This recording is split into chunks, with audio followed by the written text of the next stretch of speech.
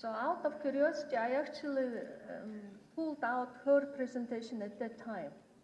And at that time, projections estimated Pakistan's population would reach 342 million people by 2050. So fast forward 10 years, and the picture we see today is much, much worse. The population growth is a barrier to human and economic development, and it interacts with the climate change, as Minister Aurangzeb very eloquently put together. And also, Senator Sherry Rahman mentioned water scarcity, food insecurity, and I would also mention malnutrition and poverty, which are factors are very important for the World Bank. I have only like 5 slides. So first slide was with Dr. Ziba's projections, and we see today these projections are much worse. Next slide, please. Fertility, we already talked about fertility, so I will not talk much. I would only say that we have seen different numbers. My numbers are much higher, 3.6 children per woman in Pakistan, and which is higher than in South Asia. We already saw comparisons with India, Bangladesh, Nepal, and Sri Lanka. But I also compared them with some of the countries in Middle East. Still, Pakistan comes much higher. And the numbers are different, so I actually stepped out and talked with my colleague and a colleague from FCGO. We need to come up with the same numbers so the policy makers like Minister of Finance and others in the Population Council and Population Task Force can have same numbers they can work on. But the conclusion is the same. The Pakistan's fertility rates are much, much higher than other countries in the neighborhood. Dr. Zeba also mentioned the unplanned births. From 12.7 million pregnancies in Pakistan, almost half of them are unwanted. So this highlights a critical gap between demand for family planning and the availability of services. And this gap has to be closed very, very quickly. Let me now turn to the partnership strategy that the World Bank and the government of Pakistan have agreed on. So these are 6 outcome areas, and I agree with Minister of Finance. We need to focus on the results. So in this very selective country partnership framework, we only focused on 6 areas, and one is stunting, and we know that about 40% of children in Pakistan are stunted. And it means that children cannot learn. However, 26 million children aged 5 to 16 are already out of school. And those who are in school, 4 in 5 children cannot read the basic text by age of 10. So that's why we're focusing in our country partnership framework on reducing stunting and reducing learning poverty. These are the first two areas. The next area is climate change and resilience. Then we have investments in energy and quality of air. Then fifth area is more stable macroeconomic situation and better public spending. And the last area is private sector development. And as Minister of Finance already mentioned, this is an unusual document. In many countries, we have 5-year plans. In Pakistan, with the agreement with the government, we decided on much longer commitment. It's a 10-year plan, and we attached the number, $20 billion. So every year, we promise to provide about $2 billion in financing. And that's not including the investments from the private sector. We have a sister organization called IFC. And another 20 billion is expected from the private sector to support the implementation of the CPF. Another 20 billion. So altogether 40 billion for the next 10 years. But this is not only about money, it's about policies. And talking about the population growth, we also need to talk about opportunities.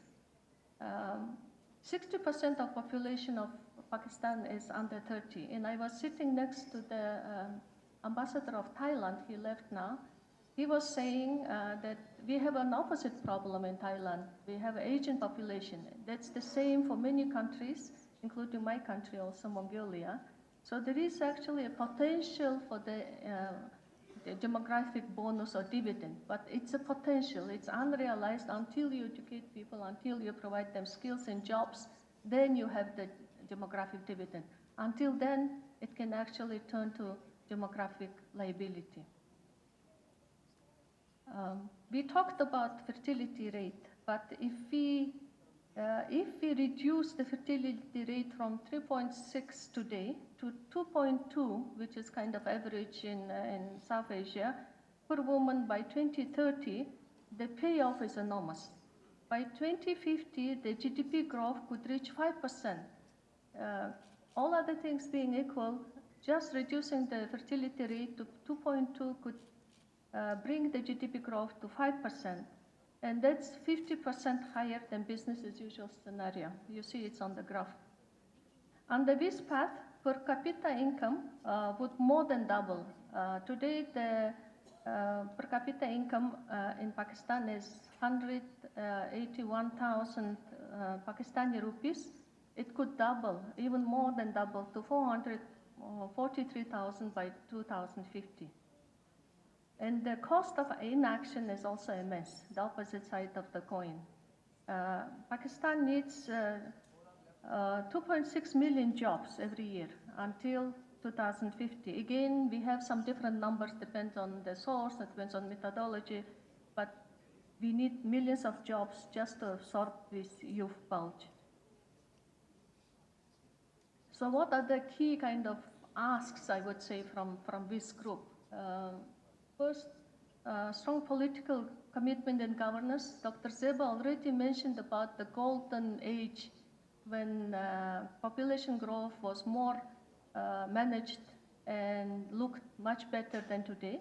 So maybe we can look up the policies which were implemented at the time and modify if needed, and then commit and implement. We need to invest and improve quality and access to family planning, and I will not dwell too much on this because the previous speakers and Jane also mentioned that the fertility rate, reducing the fertility rate helps actually to delay the first pregnancy, and the lifetime pregnancy number per woman also decreases if the fertility rate goes down. And there are, Pakistan's current per capita spending for family planning is quite low. It's 163 Pakistani rupees per person, which is much below the WHO recommended level of 465 rupees per capita. Investments needed for universal access to contraceptives, and Jane also mentioned that the need to not to tax with contraceptives, so they are cheaper and probably or even better free. And there are some excellent examples in the neighborhood that Pakistan can learn from. Bangladesh was very successful in taking the family planning services to doorsteps. So female health workers, which are also exist in Pakistan. In Bangladesh, they visit homes offering counseling and contraceptives, and that helps to bridge the trust, bring trust and overcome some cultural barriers, and that policy and use of health workers was very, very successful. Iran actually made family planning as a national priority by integrating premarital counseling into their health system. And every couple who is married, they have to go through the counseling before the marriage. Indonesia, where I was posted before, it's now the fourth populous country in the world, and I was a little bit scared to hear today that maybe Pakistan will overtake Indonesia in near future. So Indonesia dramatically reduced fertility by embedding family planning into their national development agenda. They invested heavily in education and empowerment of women and girls. By constitution, Indonesia spends 20% of their funds to education. So a multi-sectoral approach is needed to foster human development and economic growth. This means investing in early childhood development, ensuring foundational learning, timely school enrollment, strong literacy in numeracy skills. In conclusion, I just want to say that population growth remains one of the most pressing challenges for Pakistan. As Minister of Finance said, it's one of the existential problems that need to be solved. Family planning is not just a health intervention, it's a fundamental right. Every woman has to have information, access, and choices to make informed decisions about their health, their family, and number of children. Without managing population growth, sustainable human capital and inclusive growth will be out of reach. By investing in human capital, the foundations for healthy families, resilient communities, and more prosperous Pakistan will be put in place, and World Bank stands ready to support the government in this endeavor. Thank you very much.